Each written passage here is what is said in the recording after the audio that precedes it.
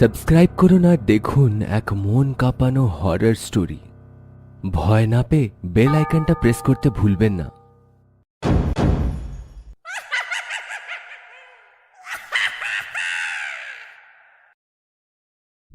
এই গল্পটি লিখেছেন সঞ্জয় কামলে। পোস্টমর্টম টেবিলে থাকা একটা লাশের পোস্টমর্টম করতে করতে দীপক বলল, সত্যি সবসময় আমাদের কল্পনার বাইরে। যেইটা আমরা দেখতে পাচ্ছি সেটা সবসময় সত্যি হয় না, আর যেইটা সত্যি সেটা সবসময় দেখতে পাবে তা হয় না। এই কথাগুলো তখনই বোঝা যায় যখন মৃত্যু অহংকার ভেঙে ফেলে। সেই পোস্টমর্টম টেবিলের ওই পারে থাকা লোকটি বলল, যেমন হাওয়া। টেবিলে থাকা লাশটার মাথার উপরে হাতুড়ি দিয়ে মারতে মারতে তার খুলিটা খুলে দিল। আর দীপক বলল, একদমই ঠিক। আমরা হাওয়াকে দেখতে পাই না, কিন্তু তা হয় না যে হাওয়া একদমই নেই। আর অন্যটি হলো ইন্দ্রধনু। সেইটা আমরা দেখতে তো পাই, কিন্তু না কখনো ধরতে পারবো আর না কখনো পেতে। এইটা বলতে বলতে দীপক সার্জিক্যাল ব্লেড দিয়ে টেবিলে থাকা লাশটার সারা শরীরটাকে খুলে দিল। তখনই পেছনে দাঁড়িয়ে থাকা ডক্টর শিন্ডে বলল, এটা সব নিজেদের ধারণা। আমি তো সেই জিনিসের উপরে বিশ্বাস করি যেটা আমি চোখে দেখতে পাই কিংবা নিজের কানে শুনতে পারবো। ডক্টর শিন্দের দিকে দেখে দীপক আশ্চর্য হয়ে বলল, আরে স্যার, আপনি কখন আসলেন? ডক্টর শিন্দে আশ্চর্য হয়ে দীপকের দিকে দেখে চিন্তায় পড়ে গেলেন। যদি আমাকে দেখেইনি তাহলে কথা কার সঙ্গে বলছিল? আমাদের দুজনকে ছাড়া এই রুমে তো আর কেউ নেই।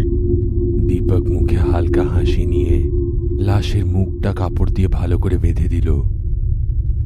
লাশটি সেই লোকটার ছিল যার সঙ্গে দীপক এক্ষুনি কথা বলছিল, আর টেবিলের অন্যদিকে দেখে বলল, তোমার আত্মা যেন শান্তি পাক। ডক্টর শিন্দে আশ্চর্যভাবে দীপকের দিকে দেখতে দেখতে বলল, শ্রাবণ স্যারকে তো বলতেই হবে। কিছুদিন পরে বর্ষাকালের কারণে সারাদিন আকাশ কালো অন্ধকার মেঘেতেই ঢেকেছিল। গত ৩-৪ দিন ধরে এমনভাবে বৃষ্টি হচ্ছিল যেন মনে হচ্ছিল আকাশ ফেটে গেছে। বিকেল 4টে হয়ে গেছিল। আজ সারাদিন পোস্টমর্টমের একটাও কেস না আসার কারণে দীপক নিজের ক্যাবিনে বসে কালকে হয়ে থাকা সব পোস্টমর্টমগুলোর ফটো আর সব রিপোর্টগুলো পরীক্ষা করে দেখছিল। ঠিক তখনই মোবাইলে কারোর একটা ফোন আসলো। আগে বলুন স্যার। দীপক, পোস্টমর্টমের কেস আছে। একটা মেয়ে যে পাগল হয়ে গেছিল। পোস্টমর্টম হওয়ার পরে আমাকে ফোন করো। সাওয়েন্ট স্যারের কথা শোনার পরে দীপক জিজ্ঞেস করলো, মৃত্যুর কারণ কি? শক ট্রিটমেন্ট? আরে না, কিন্তু তুমি পোস্টমর্টমে জানতে পেরে যাবে। আর হ্যাঁ দীপক, শহরের সব অ্যাম্বুলেন্সগুলো করোনা রোগীর জন্য ছাড়া হয়েছে, তাই সে পুরনো পাগলাগারের পাশেই একটা সরকারি হাসপাতাল আছে। কিছুক্ষণ পরেই মেন্টাল হসপিটালের লোকেরা লাশটাকে পোস্টমর্টমের জন্য নিয়ে আসবে।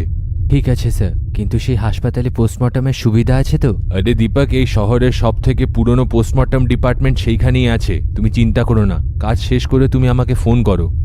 রেনকোট পরে নিজের বাইকে করে দীপক পোস্টমর্টম করার জন্য বেরিয়ে গেল। এখনো বেশ জোরেই বৃষ্টি হচ্ছিল। লকডাউনের কারণে রাস্তা পুরো নির্জন ছিল। কোনো সাধারণ লোককে রাস্তার উপরে দেখা যাচ্ছিল না। রাস্তাতে থাকা পুলিশ কর্মীরা আর পাশ দিয়ে যেতে থাকা জোরে জোরে সাইরেন বাজিয়ে সেই অ্যাম্বুলেন্সগুলো রাস্তায় দেখা যাচ্ছিল। কিছুক্ষণের মধ্যেই দীপক সাওয়েন্ট স্যারের বলা সেই অ্যাড্রেসে পৌঁছে গেল। হাসপাতালের বিল্ডিংটা বেশ পুরনো হয়ে গেছিল, কিন্তু তবুও কিছু রোগীদের চিকিৎসা ভেতরে চলছিল। অফিসিয়াল কাজ শেষ করে নিজের ফাইল নিয়ে রেনকোটের মধ্যে লুকিয়ে হাসপাতালের সব থেকে পুরনো সেই পোস্টমর্টম রুমের দিকে একলাই এগিয়ে যেতে থাকলো। বর্ষাকাল আর করোনার লকডাউনের কারণে হসপিটালের পেছনে থাকা সেই পোস্টমর্টম ডিপার্টমেন্টে লোক না বলতেই নয়। কাঁচা রাস্তা দিয়ে হেঁটে যাওয়ার সময় কোমর অব্দি এসে থাকা ঘাসগুলো আর সেই ঘাসগুলোর মাঝখান দিয়ে দেখা গিয়ে থাকা সেই পোস্টমর্টম রুম বাইরের থেকে ভয়ঙ্কর মনে হচ্ছিল। সন্ধেবেলা 4:30 হওয়ার পরও আকাশে ঘিরে থাকা সেই কালো মেঘগুলো মনে হচ্ছিল যেন রাত হয়ে গেছে। পোস্টমর্টম রুমে ঢোকার আগে ডান দিকে থাকা সেই বট গাছটাকে দীপক কিছুক্ষণ দেখতেই থাকে। বাইরে খুলে থাকা সেই দরজাটা সে খুলল আর ভেতরে ঢুকে দরজাটাকে বন্ধ করে দিল, আর রেনকোটটা সেইখানেই টাঙিয়ে দিল। দেওয়ালের সঙ্গে লাগানো সেই কাঠের আলমারি খুলে সে পোস্টমর্টম করার কাপড় জামা পরে নিল। সে পোস্টমর্টম টেবিলের দিকে দেখল তো কিছুটা দূরেই একটা লাশ সাদা কাপড়ে মোড়া টেবিলের উপরে রাখা ছিল। আলমারির পাশে থাকা সেই বাটনটা অন করাতেই পোস্টমর্টম টেবিলের উপরের লাইটসগুলো জ্বলে উঠল। পুরনো ঝরঝরে হয়ে গিয়ে থাকা সেই ঘরটার চারিদিকে দেখতে দেখতে দীপক সেই লাশটার কাছে গেল আর টেবিলের উপরে থাকা রিপোর্টটা উঠিয়ে পড়তে শুরু করলো। নাম সিমরান, বয়স 24 বছর, অ্যাড্রেসটা। সব ডিটেলস ভালো করে পড়ার পরে সে লাশের উপর থেকে সাদা চাদরটা সরালো। লাশটা একটা যুবতীর ছিল। তার মুখে একটা আলাদাই ক্লান্ত ভাব ছিল। খোলা চোখে নিচে থাকা সেই ডার্ক সার্কেলগুলো বলছিল সে কাফি চিন্তিত ছিল। ঘুম না আসার কারণে কিংবা অন্য কোনো কারণে সে লাশের উপর থেকে কাপড়টা সরালো। মেয়েটির গায়ে মেন্টাল হসপিটালের কাপড়গুলো সব ছিল, শার্ট আর প্যান্ট। এত ইয়াং আর সুন্দর মেয়ে পাগল কি করে হলো? নিশ্চয়ই কোনো কারণ থাকবে। সে এক দৃষ্টিতে সেই লাশের দিকে দেখছিল, যেন সেই লাশটাকে জিজ্ঞেস করছিল তার মৃত্যুর কারণ। সারা ঘরের মধ্যে একটা নির্জন ভাব ছিল। সে বুঝতে পারছিল যে সে এইখানেই কোথাও আছে। সে জানতে চাইছিল যে মেয়েটা পাগল কি করে হলো। ঠিক তখনই তার চুলের পাশে একটু নড়াচড়া হলো। কানের পাশে থাকা সেই কালো চুলগুলো একটু নড়তে দেখা যাচ্ছিল। পুরো মন দিয়ে দীপক সেই জায়গাটাকে এক চোখে দেখে যাচ্ছিল। নির্জন, ভয়ঙ্করভাবে চারিদিকে একটা নির্জন ভাব ছিল।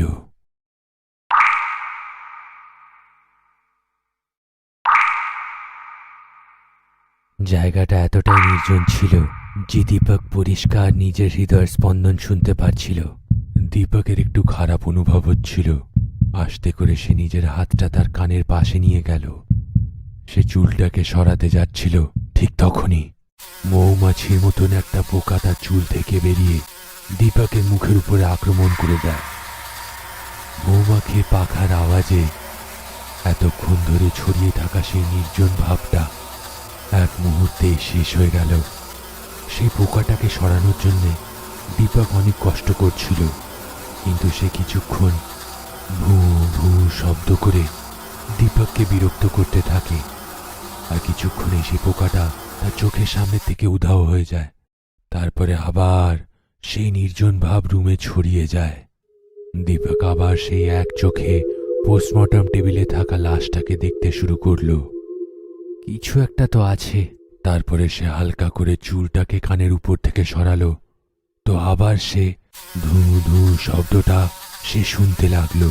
সে পিছনে মুড়ে দেখল, কিন্তু সে কিছু দেখতে পারছিল না। আস্তে আস্তে জোর হতে থাকা সেই আওয়াজটা কানে ফুটতে লাগলো।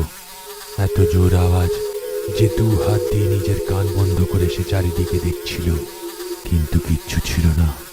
হঠাৎ করে সেই শব্দটা বন্ধ হয়ে গেল। চারিদিকে দেখার পরে সে আস্তে করে নিজের কান থেকে হাতগুলো সরালো। নির্জন ভাব, সেই নির্জন ভাবটা সারা রুমে ছড়িয়ে গেছিল। দীপক নিজের ভয়টাকে কাবু করে আবার পোস্টমর্টম টেবিলের সামনে গেল। মনে হচ্ছিল সেই মেয়েটা এখনো বেঁচে আছে আর এক্ষুনি উঠে কথা বলবে। তখনই তার ধ্যান নাকের দিকে গেল। সেই পোকাটা তার নাক থেকে বের হওয়ার চেষ্টা করছিল। পোস্টমর্টমের জন্য রেখে থাকা চিমটেটা উঠিয়ে দীপক সেই পোকাটাকে তার নাক থেকে বের করলো আর দেখল সেইটা কোনো মৌমাছির মতন পোকা ছিল। ঠিক তখনই আরেকটা পোকা তার নাক থেকে বের হওয়ার চেষ্টা করছিল। সেই নির্জন রুমের মধ্যে তার ভূ ভূ করে আওয়াজ তার কানের মধ্যে ফুটতে শুরু করলো। আশ্চর্য হয়ে দীপক নিজের একটা হাত দিয়ে সে মেয়েটির মুখ খুলল। তার মুখের ভেতর থেকে মৌমাছির মতন দেখতে একটা পোকাদের দল হু হু করে বের হতে শুরু করলো আর সারা রুমের মধ্যে ছড়িয়ে গেল। ভূ ভূ ভূ আওয়াজ করে দীপকের চারপাশে সেই পোকাগুলো উঠতে শুরু করলো।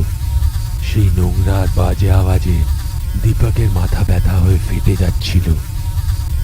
নিজের 2 হাত দিয়ে সব মাছিগুলোকে নিজের চারপাশ থেকে সরাতে সরাতে দীপক পোস্টমর্টম রুমের দরজাটা খুলল আর অবাক হয়ে গেল, কারণ সেখানে একটাও পোকা ছিল না। সব কিছু শান্ত ছিল। এখন সে সেই লাশটার কাছে যেতে ভয় পাচ্ছিল।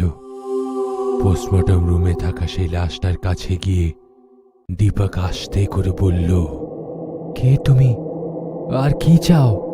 দীপক বুঝে গেছিল যে এটা কোনো শয়তান আত্মার কাজ, আর সে এখন এই রুমের মধ্যেই ছিল। নিজের চোখ দুটি বন্ধ করে সে কিছুক্ষণ শান্ত দাঁড়িয়ে থাকলো আর মনে মনে বলল, আমি জানি যে তুমি এইখানেই আছো, কিন্তু এটা জানি না যে তুমি কি চাও, কিন্তু আমি এটা জেনেই ছাড়বো। দীপক নিজেকে শান্ত করে ছোটর থেকে ছোটর আওয়াজ মন দিয়ে শুনছিল। তাকে ছুঁয়ে থাকা হালকা হাওয়াগুলোকে সে অনুভব করার চেষ্টা করছিল। আওয়াজ আসছিল, কিন্তু বৃষ্টির আওয়াজ, গাছের পাতার থেকে জল ঝরে পড়ার আওয়াজ, কিন্তু বাকি পুরোটাই নির্জন ছিল। তখনই দীপকের কানে একটা বিদঘুটে আওয়াজ আসলো। সেই বিদঘুটে আওয়াজটা সেই নির্জন রুমের মধ্যে ভয়ঙ্কর মনে হচ্ছিল, যেন কেউ গাছের শুকনো ডাল নিজের হাত দিয়ে ভাঙছে। ঠিক তেমন আওয়াজ, তার সঙ্গে একটা মেয়ের যন্ত্রণার আওয়াজ। দীপক তাড়াতাড়ি নিজের চোখ খুলল। সে পোস্টমর্টম টেবিলের দিকে দেখল। সে অবাক হয়ে গেল, কারণ মেয়েটির লাশ এখন পোস্টমর্টম টেবিলের উপরে ছিল না। এইটা এইটা কি হচ্ছে? অন্ধকার রুমে ভয়তে থাকা দীপক আস্তে আস্তে এগোতে শুরু করল। তার দুটি চোখ সেই রুমের মধ্যে সেই লাশটাকে খুঁজছিল। লাইট অন অফ হওয়ার কারণে সেই রুমের মধ্যে কখনো আলো হতো তো কখনো অন্ধকার। সে আস্তে আস্তে এগিয়ে যাচ্ছিল। তখনই সে পোস্টমর্টম টেবিলের অন্যদিকে সেই মেয়েটির লাশের মাথাটা দেখতে পেল।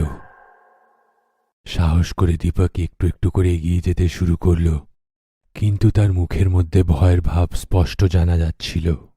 মাটিতে পড়ে থাকা তার লাশটাকে সে ভালো করে দেখল। তার হাত পা যেন কেউ মুচড়ে ভেঙে দিয়েছিল। শরীরের অঙ্গগুলো বাঁদিকে আর গলাটা ডান দিকে পুরোপুরি মোড়া ছিল। সেই ভয়াবহ দৃশ্য দেখে দীপক মাথার থেকে পা অব্দি কাঁপতে শুরু করল। এই কোনো সাধারণ আত্মা নয়। এই মেয়েটা পাগল ছিল না, বরং কোনো ভয়ঙ্কর আত্মার বশে ছিল। মরার পরে মেয়েটির আত্মা মুক্তি পেয়ে গেছে, কিন্তু সেই ভয়ঙ্কর শয়তানটা এখন এর শরীরের মধ্যে আছে। দীপক সাহস করে সেই মেয়েটির লাশটাকে নিজের দু হাতে ওঠালো আর আবার টেবিলের উপরে এনে রেখে দিল। পোস্টমর্টম টেবিলের উপরে লাইটটাকে সে জোরে একটা থাপ্পড় মারল। লাইটটা জ্বলতে শুরু করল। সার্জিক্যাল নাইফটা উঠিয়ে সে মেয়েটার দিকে সে দেখে বলল, আমি জানি যে তুমি এখন অবধি এই মেয়েটার শরীরে আছো। তুমি চাও না যে এই মেয়েটার শরীর পোস্টমর্টম হোক, কারণ তোমাকে একটা তাহলে নতুন শরীর খুঁজতে হবে। কিন্তু আমি এই শরীরের সঙ্গে তোমার আত্মাকেও মুক্তি দিয়ে দেব। সে লাশটার মুখের দিকে দেখে সে সার্জিক্যাল ব্লেড দুবার ঘোরালো।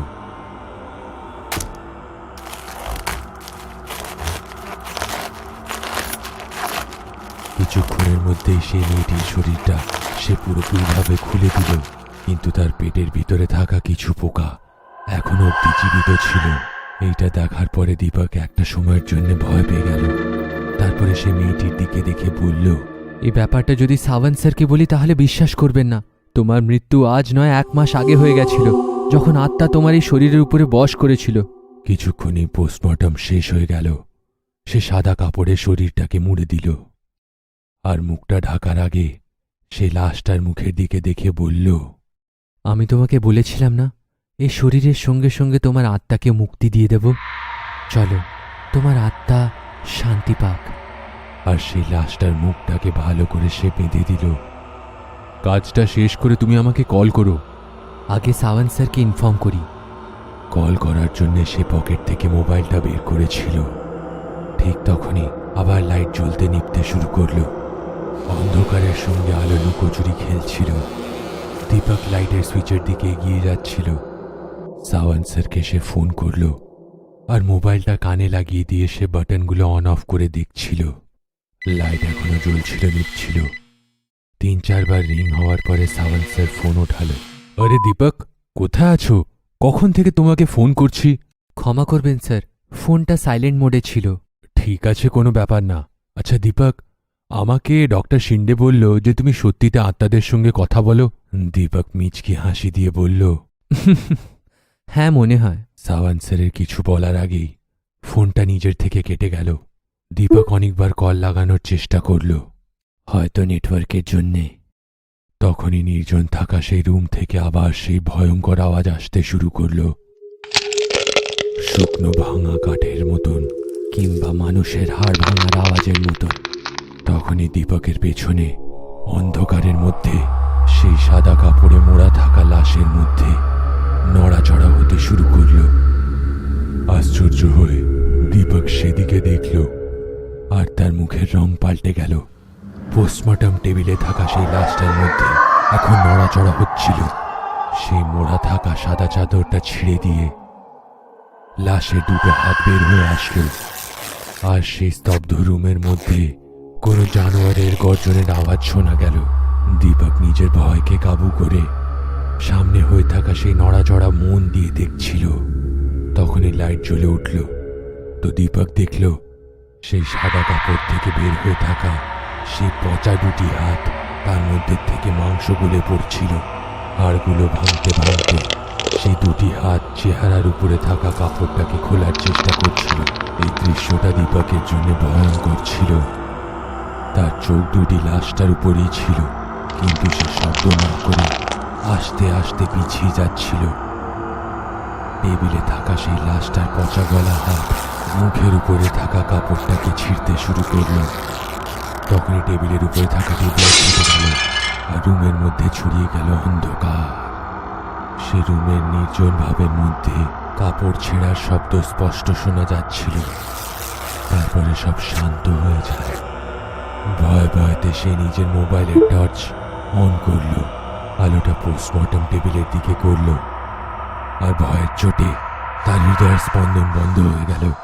পোস্টমর্টম টেবিলের উপরে সেই লাশটা ছিল না, টেবিল খালি ছিল, শুধু আওয়াজ আসছিল কারো গরম গরম নিঃশ্বাসে।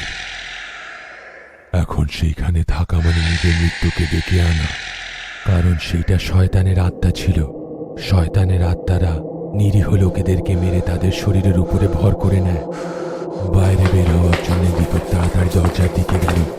সে দরজাটা খুলতে যাচ্ছিল, ঠিক তখনই সে ঘরের বাইরে থাকা একটা বট গাছের বড় ডাল সেই ঘরের দরজার বাইরে এসে ভেঙে পড়ল, আর তার বাইরে যাওয়ার রাস্তাটাই বন্ধ হয়ে গেল। এখন সে চাইলেও সেই ঘরটার থেকে বের হতে পারত না। সে মোবাইল দিয়ে সাওয়ান স্যারকে কল করার চেষ্টা করছিল, কিন্তু অন্ধকারের মধ্যে তার ফোনটা কেউ টেনে দিয়ে দেওয়ালে ছুঁড়ে মারল। দীপক এখন পুরোপুরি অসহায় ছিল। রাত হয়ে আসলো। দীপক এখন জোরে জোরে দরজার মধ্যে ধাক্কা দিচ্ছিল, কিন্তু হাসপাতালের পেছনে থাকা এই পুরনো পোস্টমর্টম রুমের দিকে কেউ ছিল না।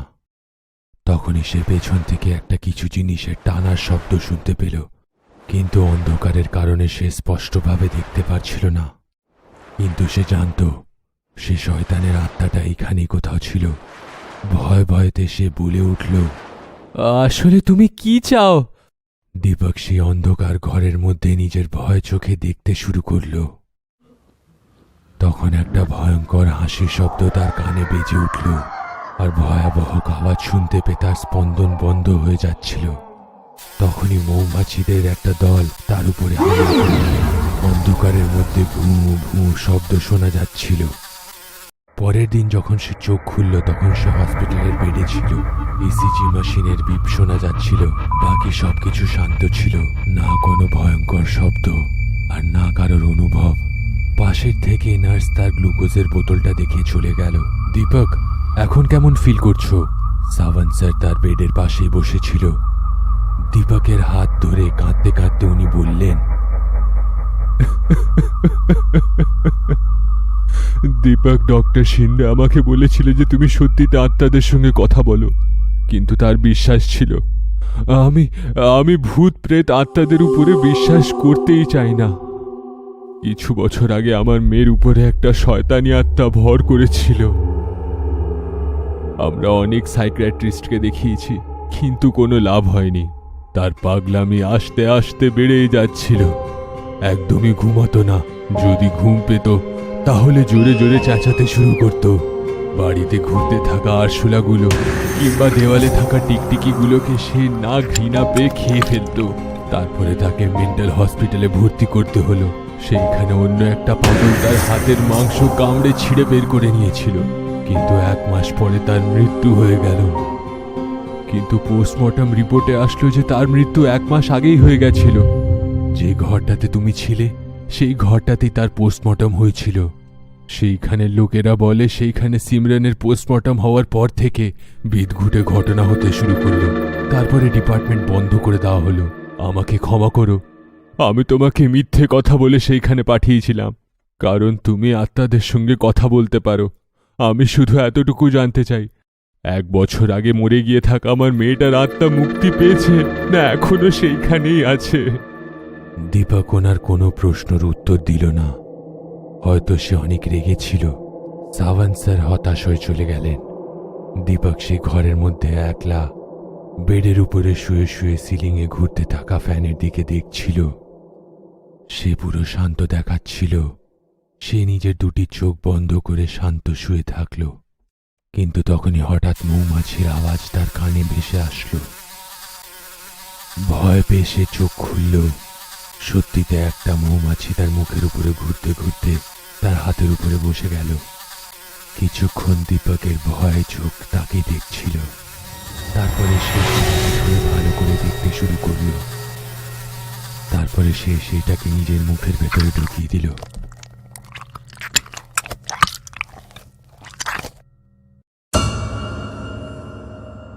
এই গল্প যদি আপনাদের ভালো লেগেছে তো আমাদের সাবস্ক্রাইব করুন। আমাদের ইনস্টাগ্রাম আর ফেসবুক পেজ নিশ্চয়ই ফলো করুন। যদি আপনার কাছে এমনই গল্প আছে তো আমাদের কমেন্ট বক্সে জানান। আমরা চেষ্টা করব যে পরবর্তী অ্যানিমেটেড স্টোরিটা আপনাদেরই হোক।